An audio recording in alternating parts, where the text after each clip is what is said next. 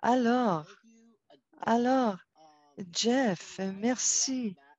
J'ai beaucoup appris de cela et je suis convaincue que bien des personnes ont appris également. C'était génial. Et c'est aussi une très belle introduction à notre première séance de la journée, c'est-à-dire la gestion de vos soins quotidiens et indépendance et aussi le financement immédiat ou direct, l'abordabilité, accès au logement et à l'habitation et les services de bénéficiaires. Alors donc, on va se tourner à Tori Lacey, notre panel, et peut-être que vous avez déjà rencontré Tori, mais brièvement, Tori a été diagnostiquée justement avec la dystrophie musculaire. Elle travaille dans les communications numériques, le design graphique et la rédaction. Euh, Pigiste. Elle fait partie du programme de subvention depuis 6 ans, a eu aussi une expérience du passé et a aussi été présente dans les domaines justement pour obtenir les soins infirmiers. Ensuite, on a Khalid Mehdi et aussi la maîtrise de l'École des affaires globales de l'Université de Toronto. Et Khalid a aussi un bac justement en art et en relations internationales, sciences politiques de l'Université de Toronto. Et dernièrement, il a été accueilli au barreau et il a de l'expérience en ce qui touche le financement direct. Alors, merci Khalid de vous joindre à nous. Ensuite, Brooklyn Marks, qui a été diagnostiquée justement avec la dystrophie musculaire et elle aide les familles lors de la transition à l'âge adulte et elle aide aussi la santé mentale et elle a aussi beaucoup d'expérience personnelle et des connaissances en ce qui touche les subventions directes ou immédiates. Et Nathalie Timbrell, et elle est elle fait partie des directrices régionales pour The March of Dimes. Et aussi, nous avons Daniel Daou et aussi euh, Lisa de Bono, qui est justement au centre de demande et elle est gestionnaire. Et aussi, Lisa et l'autre personne est aussi une directrice pour les services d'autonomie dans la région de Toronto. Et merci beaucoup à vous tous de vous joindre à nous. Et personnellement, je n'ai pas beaucoup d'expérience dans les domaines dans lesquels vous évoluez, justement pour les soins en matière d'autonomie. Alors, j'ai hâte de vous entendre et d'entendre votre expertise sur ces sujets. Nous allons partir et démarrer le tour immédiatement. Alors, on peut aussi faire la tournée. Et Tori, on va commencer avec vous. Quels sont justement, certains des avantages des soins, des auto-soins sur les soins délivrés par les agences? Oui, tout à fait. Et j'ai fait ma formation justement sur les programmes de subvention directe depuis 6 ans et j'ai appris de Brooklyn alors que justement je complétais mes études secondaires, travaillais pour me diriger vers l'université et c'était frustrant. Et j'ai exprimé à Brooklyn et à sa mère que je ne savais pas ce que j'allais faire parce que je détenais de l'expérience avec des soins d'agence au cours de mes années au secondaire et je me demandais comment justement ça allait se poursuivre alors que j'allais emménager toute seule. Et c'est-à-dire que les soins provenant des agences peuvent être parfois non fiables parce qu'il y a toutes sortes d'enjeux, mais je crois que ce n'était pas un de mes objectifs personnels.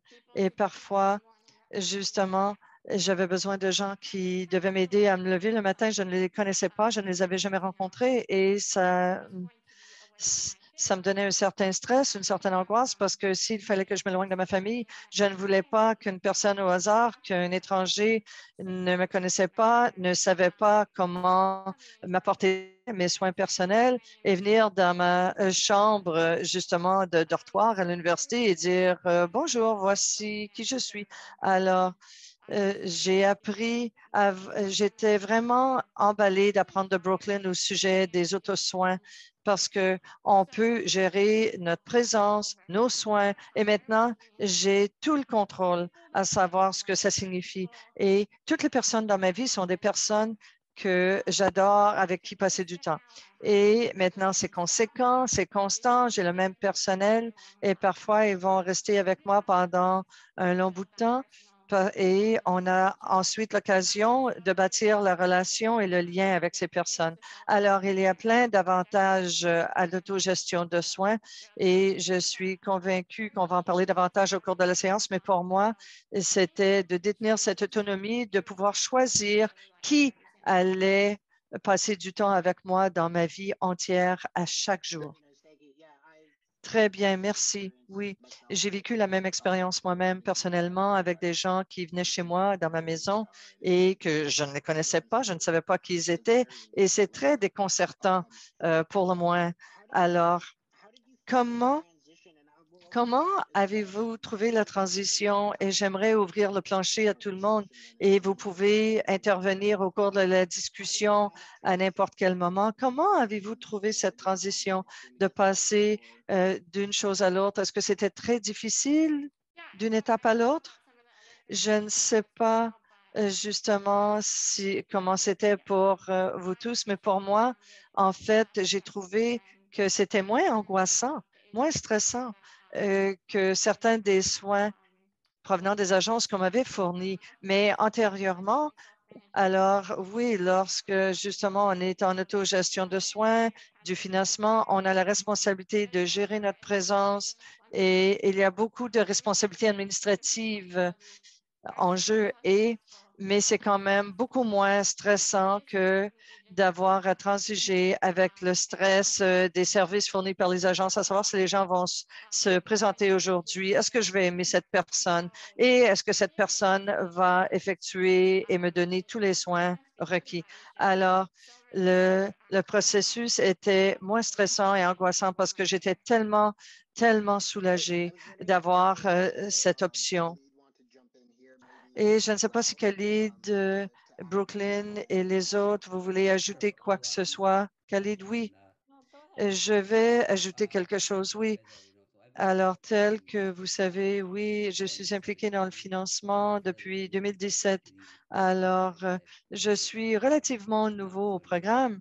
En fait, ça fait près de 4 ans, pas tellement nouveau, mais avant cela, j'étais à Toronto, j'obtenais des soins et des soins d'agence et j'obtenais des renseignements du centre de renseignement. Une chose que j'ai constatée, le plus grand défi pour mes soins était les limites de ce que le personnel est en mesure de faire pour moi. Alors, le personnel de financement direct pouvait en faire davantage pour moi, la préparation de repas et faire toutes choses que j'avais besoin d'eux et qu'ils fassent pour moi. Et il y avait des contrats avec les employés, il y avait des responsabilités, la responsabilité de l'employé à savoir ce qu'il fait pour vous. Il y a un contrat à cet effet et ça vous donne beaucoup plus d'habileté à faire des choses vous-même de façon autonome, indépendante. C'est différent que d'avoir des parents qui font tout ou de ne pas avoir nos parents au chevet et de dormir toute la nuit avec vous. Alors, le financement direct a tout changé pour moi. Je peux vous dire que en ce qui touche les soins provenant des agences, on vous donne 1 heure le matin et des petites choses comme ça. On ne peut pas vivre comme ça, pour être honnête. C'est un défi et je crois que le financement direct et des choses du genre, c'est génial pour la communauté. Ça nous a permis d'être plus indépendants. Ça nous a permis de vivre la vie qu'on veut vivre. Et il y a des limites et des contraintes à assurer certaines choses. Oui, il y a des défis. Oui, il y a des préoccupations de dotation de personnel. On doit vivre avec ça. Il faut penser à tout cela. Et avec toutes ces occasions, ces possibilités qui sont des avantages qui sont présents. Et je recommanderais à quiconque d'essayer justement d'aborder l'autogestion de soins parce que ensuite vous êtes en mesure de sortir, de faire davantage. Et j'ai dit aux amis, rencontrez-moi au mail, au centre d'achat, ça fonctionne. Ou pour le travail, c'est moi et l'autre personne avec qui je transige. Il n'y a pas d'intermédiaire et c'est un des autres avantages, c'est que justement, on, on organise le tout et on développe des relations avec les gens qu'on embauche. J'ai embauché quelqu'un de ma région et qui est là pour moi et ça fonctionne parfaitement bien et je peux compter sur elle et aussi au sein des universités. C'est une dame géniale. Elle est consentante à m'aider et j'adore travailler avec les gens qui travaillent avec moi. Et Brooklyn, vous voulez ajouter quelque chose? Oui. Alors, en ce qui touche la transition, et en 2015, je me suis impliquée avec le financement direct. Et déjà, j'habitais seule alors que j'étais à l'université depuis 3 ans. Et oui, c'est là que j'ai cessé de transiger avec les agences. Alors, j'ai eu une bonne idée à quoi ressemble la vie autonome sans justement les agences. Et la transition a duré seulement un mois, étrangement. Et oui, tel qu'il a mentionné, il y a beaucoup de gestion, d'administration. Il faut naviguer à travers cela et à quoi ça représente, Et jusqu'à maintenant, c'était beaucoup moins angoissant et stressant que le stress. Qui va m'aider à me lever? Qui va entrer chez moi? Est-ce qu'ils vont faire les choses correctement? Est-ce qu'ils vont se blesser? Et qu'est-ce qui va se passer? Et c'est quelque chose qui était un stress à long terme pour moi parce que je transigeais avec ça depuis des années. Pour moi, la transition était très douce et très fluide et plus facile que j'allais croire. Et, et tel que Tori a dit, lorsqu'on pense que l'autonomie n'est pas ce qu'elle doit être, et le message tiré de tout cela, c'est qu'on devient tellement plus autonome au sujet de notre propre vie, notre style de vie, et aussi lorsqu'on est en autogestion, et peu importe à quoi ça peut ressembler, oui, tel que Kelly vient de dire, si on va aller au centre d'achat, si on va aller magasiner sans avoir d'autres personnes sur lesquelles compter et qui sont nos employés, et finalement, même pour aller au supermarché, je n'avais aucune autre façon d'aller au supermarché. Alors donc, un de mes employés peut m'amener là et je peux compenser pour leur temps, mon temps et faire des choses qui sont bonnes pour moi plutôt. Et ça a ouvert beaucoup plus d'opportunités, de possibilités pour moi et aussi beaucoup plus d'autonomie pour moi. Et un plus grand contrôle sur ma vie parce que chaque adulte a le droit de pouvoir gérer sa vie. Et c'est ce que le programme m'a apporté. C'était incroyable. Et Tori était une de ces personnes, dès que j'ai fait cette transition, qui était en mesure de me prêter main forte. Et j'avais des enjeux pour me rendre à l'école. Et j'aurais aimé avoir eu ça dès ma première année pour améliorer mon expérience. Alors, j'encourage quiconque qui fait la transition vers l'âge adulte de penser à cela et de penser à ce programme, à d'autres programmes pour nous aider. Et je ne crois pas qu'il y en a d'autres en Ontario, peut-être dans d'autres provinces, je ne suis pas certaine, mais je crois que ça concorde beaucoup mieux justement avec le style de vie indépendant. Oui, alors voilà 3 récits finalement qui aboutissent au même résultat. C'est incroyable, c'est génial. Et maintenant, je vais lancer celle-ci à Daniel, Lisa, Nathalie. Peut-être que vous pouvez ajouter quelque chose. Et oui, pour ce qui est de la transition, c'est génial. Mais maintenant, pour nous rendre jusqu'au point de faire la demande pour le financement direct et des soins autogérés, je me demande si vous pouvez ajouter ou débuter ou commencer pour quelqu'un qui veut faire la demande la première fois. Où doivent-ils se tourner? Qu'est-ce qu'ils doivent faire?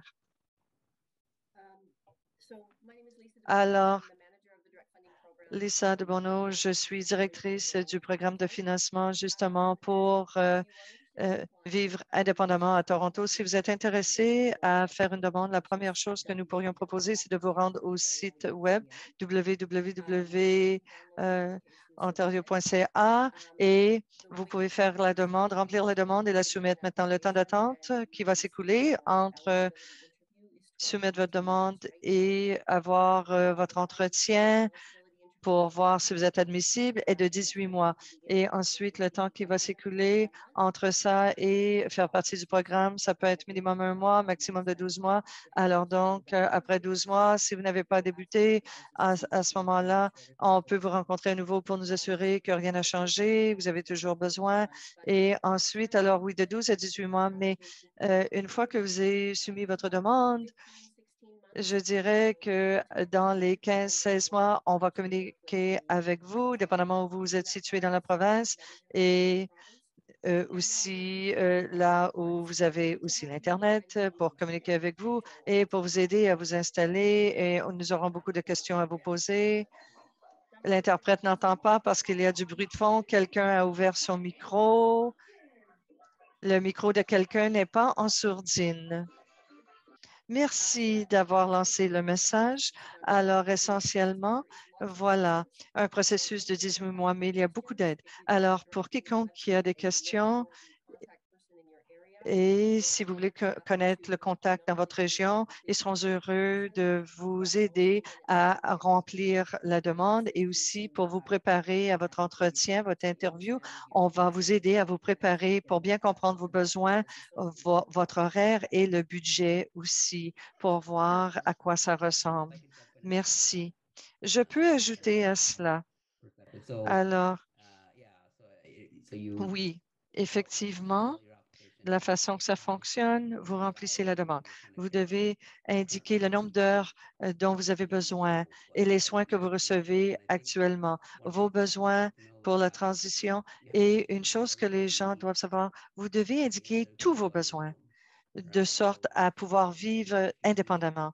Alors, si vous avez des appareils respiratoires, il faut vous assurer d'inscrire cela également.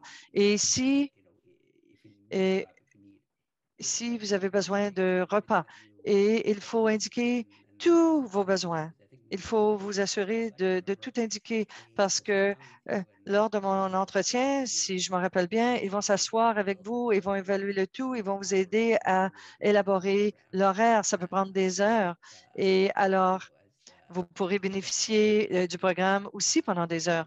Alors, c'est très important d'indiquer le tout, alors le nombre d'heures et on va aussi de quoi comporter le budget une fois que tout est établi au début de l'entretien, de l'interview.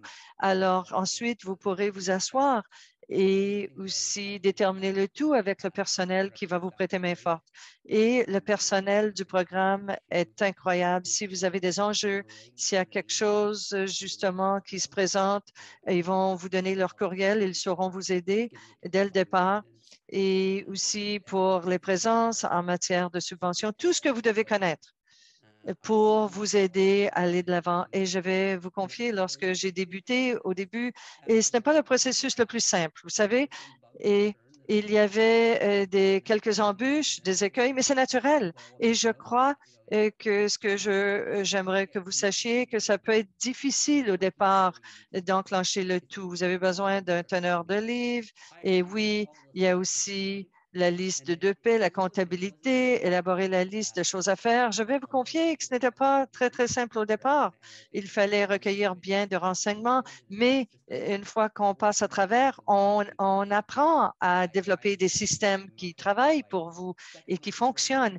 Et, euh, justement, ça n'a pas fonctionné avec la première personne et ensuite ça a travaillé avec la deuxième et j'ai travaillé avec la deuxième et ça a bien fonctionné. Je vais vous dire que euh, je, je ne sais pas si tout le monde est d'accord, mais l'équipe de travail est géniale. L'équipe est là pour vous aider et ils ont beaucoup d'expérience avec le programme lui-même. Alors, ils connaissent le tout de fond en comble. Alors, gardez ça en tête. Et je souhaite que Nathalie ou Daniel pourraient ajouter quelques mots et élaborer un petit peu à ce sujet, à savoir quelle autre assistante, soutien ou aide on pourrait apporter aux demandeurs. Je me demande s'il y a autre chose à ajouter à ce que Khalid a déjà mentionné. Je crois que je peux ajouter quelque chose. Je suis gestionnaire justement en matière de demande au centre des demandes. Et il y a un acronyme qui est un peu complexe. Alors, je bousille ça. Je suis désolée. Il est très tôt samedi matin. Alors, d'après ce que j'ai entendu de la part des panélistes, quelque chose qui m'a frappé, c'est que vous étiez tous des étudiants alors que vous avez obtenu le financement direct. C'est une possibilité incroyable pour les étudiants et vous pouvez vous rendre au centre de demande et postuler et faire votre demande pour du soutien à l'étudiant. Pour vous donner la différence entre cela, le financement direct et les services fournis, c'est comme les agences que vous décriviez. Alors, nous prenons les demandes des gens qui recherchent les services et par justement l'habitation de soutien ou de l'aide. Et il y en a qui vont dire que les avantages sont les suivants. Vous n'avez pas à gérer tout cela. Et pour certains, c'est bien pour eux, mais pour d'autres, être un étudiant signifie que vous pouvez faire la demande précisément pour des services destinés aux étudiants. Vous pouvez postuler et faire la demande. Lorsque vous soumettez une demande, vous pouvez préciser que vous êtes un étudiant et rechercher du soutien ou de l'aide à titre d'étudiant. Et ensuite, ce sera envoyé à des agences qui peuvent fournir ou quelqu'un qui est en mesure de fournir du personnel pour les services aux étudiants. Alors, typiquement, si vous envoyez une demande à titre d'étudiant, c'est un peu plus une priorité pour être en contact avec ces services parce qu'on veut que quelqu'un soit là au début de votre année scolaire. En tout cas, pour ce qui est de tout le reste, soutien à l'habitation, au logement, l'aide. Encore une fois, il y a bien des gens dans toutes sortes de situations. Lorsqu'on parle de la vie autonome, vivre de façon autonome, il y en a qui ont besoin de soutien 24 heures. Il y a des gens qui habitent justement dans ce genre de soutien 24 heures et la vie vivent de façon autonome. Alors, il y a toutes choses de gens qui peuvent venir vivre ou travailler avec vous. Alors, il y a du personnel à cet effet. Si vous vous dirigez au site Web, vous pourrez aller sous ASAC, ASAC ou ASCC. Vous pouvez retrouver la demande, la soumettre. Vous allez recevoir un appel de notre part et ensuite, il y aura des questions d'admissibilité à répondre. Essentiellement, si vous avez plus de 16 ans, si vous avez une carte valide en vigueur, une carte de santé, ce genre de choses et le genre de soutien dont vous avez besoin. Alors, et ensuite, vous serez interviewé selon la liste d'attente et les vacances à combler vous pourrez avoir recours au service rapidement. Et on regarde quel genre de liste d'attente typiquement. Est-ce que nous avons quelque chose du genre ou un système? Il y a des listes d'attente assez importantes, mais il y a des facteurs déterminants. Alors, ce n'est pas une liste chronologique. Alors, je suis la 6e sur la liste.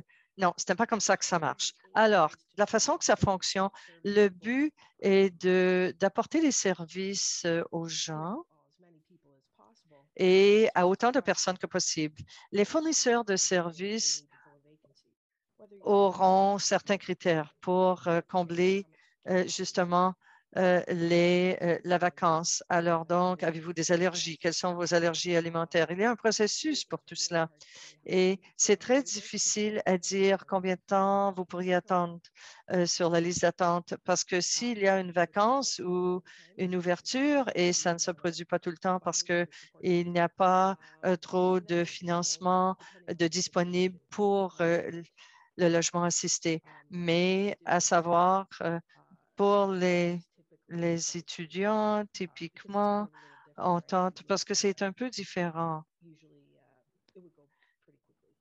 Et ça pourrait débouler assez rapidement quand même.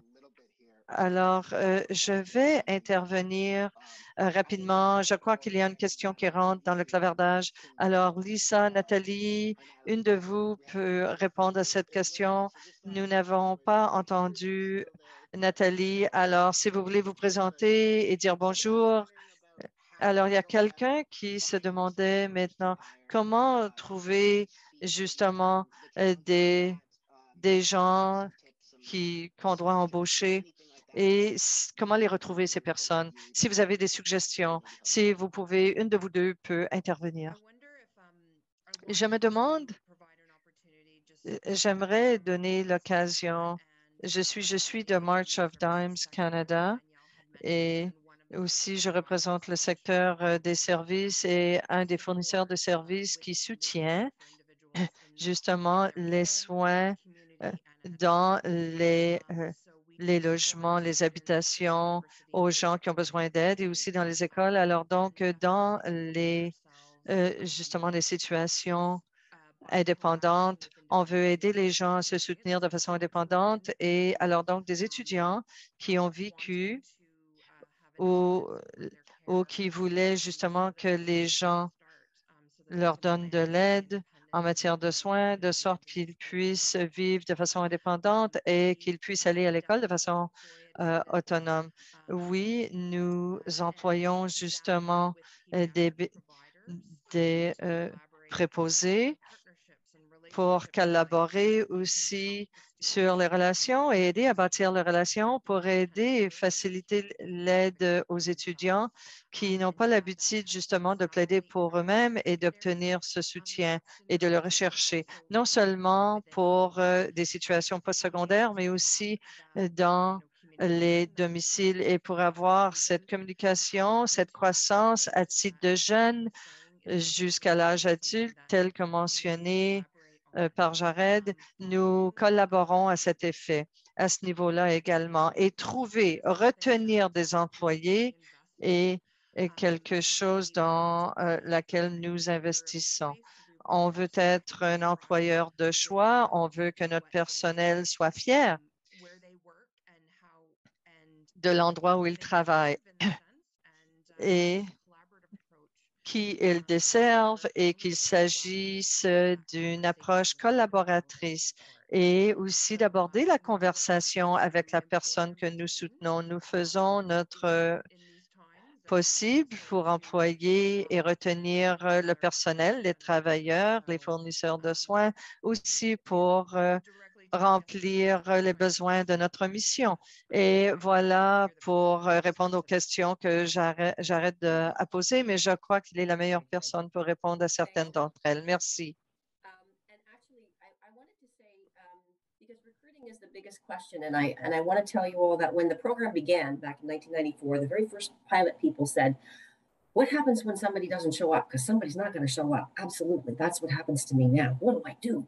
And we said, "I don't know. Let's build in agency services because we want to make sure that everything's okay."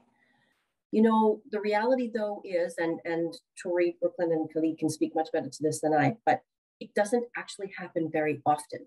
You know, when you are employing your own people, those people know if they don't show up, there's not an agency that they can call and say somebody else is going to show up. You don't get out of bed. And that relationship tends to make it a better, more solid relationship. I'm not saying it doesn't happen because it happens, but it happens at a far less frequency than it does with individuals. And I know a couple hundred people for whom it's never happened. Okay, so there is that difference. Okay, but I also wanted to say that one of the other differences between one of the other advantages of being on direct funding is you do not have to hire somebody with certification. So they have to be legally allowed to work in Canada, but they don't have to be a PSW. The next door neighbor who's got a great attitude and you really like him, they can come and give you a hand, right? So you have a much greater resource. But we just held Zoom calls across the province, and one of the great advantages we heard is if you have a relationship with a service provider in your area, if you know March of Dimes, they might, you know, and especially if you have a good relationship, they might have interviewed somebody who doesn't have the great qualifications, and so they couldn't hire them. But you know what? It was an okay person. And that kind of relationship has actually fostered people being able to hire individuals. Other than that, there's a whole variety of ways. We actually have a website available to self-managers of where you can look to find staff. And it includes all of your online, Facebook and Kijiji and Craigslist and Indeed and HRDC. C'est sur Facebook, DRHC. You can find staff. Il y a toute une variété de personnes que vous pouvez trouver. Les petites communautés en Ontario ont de la difficulté à trouver du personnel. Mais vous savez, on n'a pas eu personne sur le financement direct qui a été obligé de déménager dans un hôpital ou dans une installation de soins simplement parce qu'il ne faut pas trouver de gens pour les aider. Ça n'est jamais arrivé. Donc, si vous les embauchez vous-même, vous pouvez embaucher des gens qui n'ont pas de certification. Ça vous donne beaucoup plus de flexibilité. Et avec le bouche à oreille, de toutes les façons, vous pouvez trouver des gens pour vous aider. Mais certainement, notre personnel va être là pour vous aider. Et, plusieurs personnes qui vivent de façon autonome dans l'ensemble de l'Ontario gardent des listes de présence avec des noms. Et quand tu as sur le centre de CILT, là, le centre de vie assistée à Toronto, il y a toujours un préposé où les gens peuvent exprimer leurs besoins à Toronto. L'idée est très, très solide. C'est très solide d'engager des gens qui sont vos voisins ou des gens que vous connaissez, même s'ils n'ont pas de certification. Merci, c'est fantastique. Je ne sais pas si Tory ou Brooklyn voulaient ajouter quoi que ce soit à ceci parce qu'on a commencé avec ce à quoi vous avez commencé et on est retourné ici. Je ne sais pas si vous avez de l'expérience à trouver vous-même. Avez-vous déjà eu de la difficulté à trouver des préposés ou est-ce que ça a été facile pour vous de trouver des aidants pour vous aider? Avez-vous des suggestions de ce qui pourrait bien marcher? Je pourrais peut-être intervenir, n'est-ce pas, ici? Alors, je pense qu'un des avantages, c'est que vous pouvez engager n'importe qui que vous voulez. Vous pouvez engager toute personne qui est capable de travailler au Canada comme préposé aux bénéficiaires. Moi, je n'engage pas de préposé aux bénéficiaires. Pas besoin d'avoir un diplôme de préposé aux bénéficiaires. Vous pouvez enseigner à n'importe qui quels sont vos besoins. Quelqu'un qui veut apprendre. Franchement, moi, j'ai eu de meilleures expériences souvent avec des gens, des amis. J'ai eu plusieurs aidants par le passé. Ça dépend de la personne. Ça n'a pas besoin d'être une préposée aux bénéficiaires certifiée.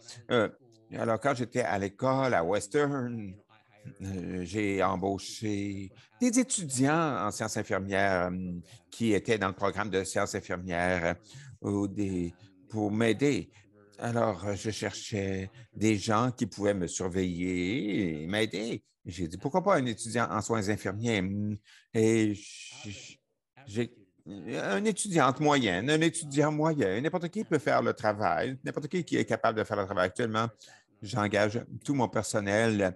C'est des gens qui n'ont aucune certification, et c'est des gens qui sont dans ma communauté. Et ça marche comme ça. Alors, c'est très flexible, c'est très souple de cette façon-là. Les défis, c'est que trouver du personnel, ça prend du temps. Ça ne se fait pas du jour au lendemain. Alors, il faut planifier à l'avance. Et il faut les interviewer, il faut les rencontrer, il faut regarder les préférences, voir s'ils vont s'en aller et vous laisser tomber du premier coup. Alors, je m'assois avec eux, j'ai une conversation très sérieuse. Je leur dis, écoute, là, moi, j'ai besoin de l'engagement. J'ai besoin de quelqu'un qui s'engage. Je ne veux pas que tu commences à faire ça, puis une semaine plus tard, tu vas dire, oh non, je ne veux plus vraiment travailler, je ne veux plus faire ça. Non, moi, je demande de l'engagement, de la régularité. Je demande que le personnel soit engagé et sérieux. Déterminé. Je me dis, mais je ne suis pas sûr, alors je pense que je ne serais pas capable de t'embaucher. Si dans un mois, tu vas disparaître, tu vas lever les pattes. Alors, il faut faire très attention à ceux que vous engagez et il faut être très clair. S'ils ne se montrent pas, c'est vous qui êtes pris dans votre lit, là. C'est vous qui êtes bloqué dans votre lit à ce moment-là. Alors, vous êtes obligé de rester tout seul par vous-même toute la nuit. Alors, il faut vraiment développer la relation. Et c'est beaucoup mieux avec du financement. Il y a plus de relations entre vous et l'employeur. Ce n'est pas nécessairement ils sont disponibles à vous. Alors, ils peuvent très bien faire le travail. Je vais juste intervenir rapidement pour passer la parole à Brooklyn et Tory. Je pense qu'ils voulaient ajouter quelque chose. Ensuite, on va regarder quels sont les commentaires. On va passer à la période questions-réponses par la suite. Oh, le temps passe vite, hein? Mais alors, allez-y, Tory et Brooklyn. Oui, Brooklyn ici. Oui, moi, j'aimerais beaucoup ajouter à ce que Khalid a dit, avoir des gens qu'on engage soi-même. Moi, Mes préposés, ça fait 2015 que je les ai. C'est une couple d'incidents seulement qui sont arrivés où j'ai dû engager d'autres personnels. Beaucoup de mon personnel qui travaille avec moi, ce sont des gens que j'avais engagés au début. Mon roulement était très, très petit. Je n'ai pas eu beaucoup de changements dans les gens qui m'aident. Ça fait longtemps que je les ai. C'est bien d'avoir cette cohérence, beaucoup mieux qu'une agence où ça changeait à tous les 2 mois. Il fallait toujours les refermer. Mm, mm. Alors, quand j'ai été capable d'embaucher des gens, ils restent à long terme parce que j'aime ça, parce qu'on peut développer une relation employeur-employé qui peut être très bonne pour s'adapter à nos besoins. C'est beaucoup plus intime de cette façon et ça a été un gros avantage plutôt que d'avoir une agence. Les gens restent plus longtemps et on n'a pas besoin de les embaucher aussi souvent. Il n'y a pas besoin. Heureusement, moi, je suis à Guelph. C'est près de l'université ici. D'habitude, il y a beaucoup d'opportunités pour embaucher des étudiants, des étudiantes ou des étudiants qui arrivent s'ils restent proches dans la région. Et ça a été très bénéfique pour moi. Quand j'ai dû embaucher des gens, j'ai jamais eu de problème à trouver des gens. D'habitude, je peux trouver des gens par le bouche à oreille ou de la part d'autres personnes handicapées dans la région qui peuvent offrir les personnes qu'ils connaissent, avec qui ils sont en relation. Alors, j'ai eu beaucoup de chance.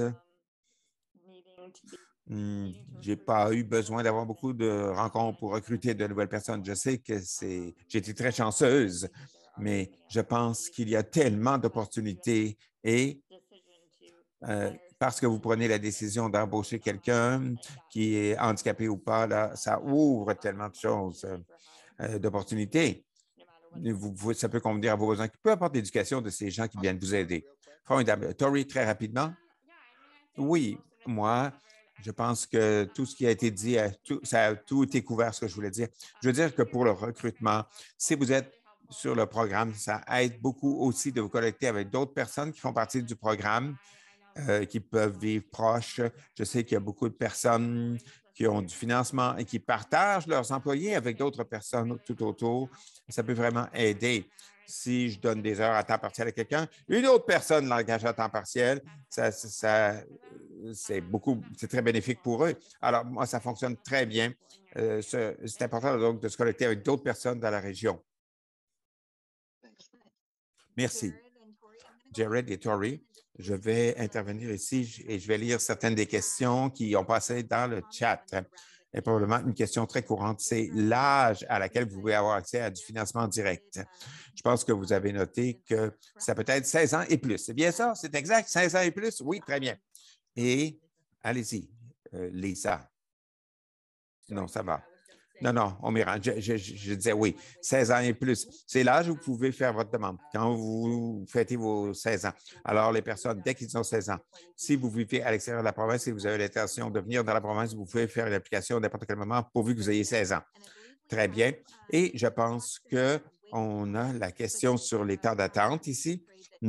Et peut-être qu'on peut dire la chose suivante. Est-ce qu'il y a des temps d'attente? Est-ce qu'il y a des listes d'attente pour le logement? Est-ce que je peux avoir quelqu'un qui fasse ce commentaire là-dessus sur les listes d'attente pour un logement? Oui, c'est centralisé. On a des services centralisés. Si des gens cherchent des soutiens physiques, ils vont demander à RHI ou tous les fournisseurs de services. Il y a une liste d'attente. C'est très difficile de dire le moment. Ça dépend où vous êtes dans la liste d'attente. C'est difficile de dire où vous êtes dans la liste d'attente. Il y a toutes sortes de facteurs qui vont déterminer à quel moment on va vous rappeler si vous êtes sur une liste d'attente. C'est juste, ça dépend des disponibilités. Mais comme j'ai dit auparavant, quelquefois, on a pas mal de disponibilité. Quelquefois, on n'en a pas. Bon, mais ça dépend. Ça dépend aussi des besoins de la personne, de la situation de la personne. Comme j'ai dit, c'est très difficile à dire. Je pense qu'en moyenne, ça va être 1 an ou 2. Mais c'est juste une réponse très, très générale et très vague parce que c'est très difficile à dire. Mais ceux qui demandent à l'école peuvent bien comprendre que quelquefois, c'est dernière minute. Ça dépend si vous êtes accepté en résidence quand vous cherchez à entrer dans une école ou dans une université. Je sais que tous ceux qui ont fait une demande avec la March of Dimes peuvent le faire. C'est quelque chose qu'on priorise. Ceux qui ont été financés pour ces applications pour l'entrée au postsecondaire.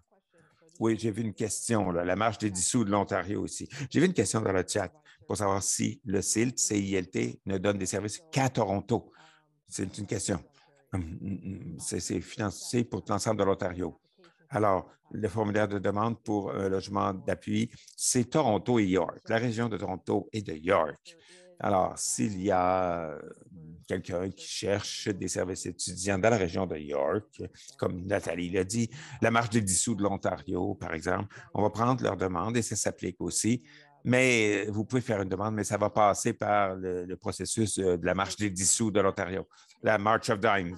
Merci beaucoup, Daniel. Ce que je dis ici, c'est qu'il y a une autre question courante sur des conseils pour commencer à avoir du financement quand vous vivez encore avec vos parents, peut-être.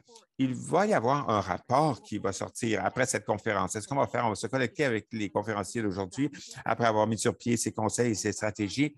Et pour résumer tout cela, alors allez partager avec tous les participants. Merci beaucoup. Je repasse la parole à Tori et Jared. Très bien, merci. Merci à tous d'avoir fait partie de ce premier panel d'aujourd'hui. Ce fut excellent.